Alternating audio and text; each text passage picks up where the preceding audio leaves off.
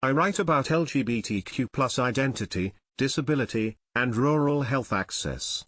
Brandy Wilkerson is an Olympian beach volleyball player, and she knows how environmental factors like sand and weather can impact an athlete's performance. But Wilkerson is concerned about another obstacle that blocks many young athletes from competing: period stigma. Worrying about tampon malfunctions or spotting while you're competing, or even finding the right supplies while you're traveling, is the last thing you'd expect to deal with, but it happens, Wilkerson says. She continues, "I can almost guarantee every athlete has a story. Overall body image concerns are unfortunately a reality in the sport that is not easily talked about." Period stigma is an umbrella term that refers to the social and personal obstacles that many menstruating people experience when they're on their periods. For athletes, these obstacles can include training regimens that don't accommodate a menstrual cycle.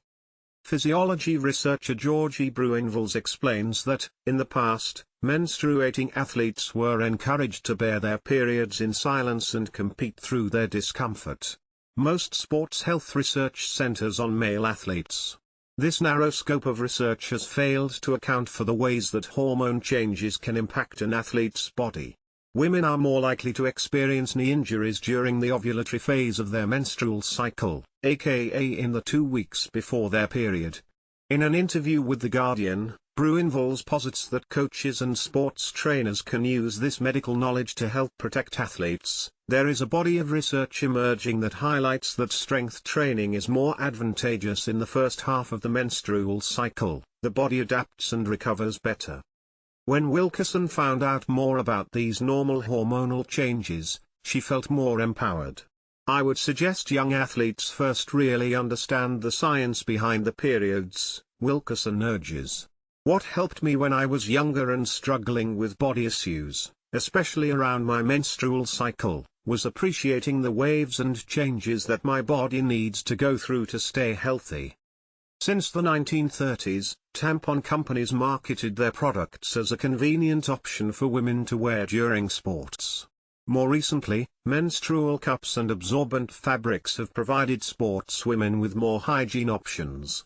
But many young people still struggle to compete when they're on their period. In 2023, Nuffield Health, the largest healthcare charity in the United Kingdom, asked 2,000 young women to describe their exercise habits during their menstrual cycle.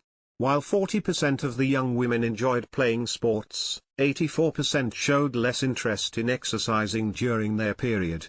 Medical factors, like cramps or pain, may play a role in reducing a woman's interest in sports when she's on her period.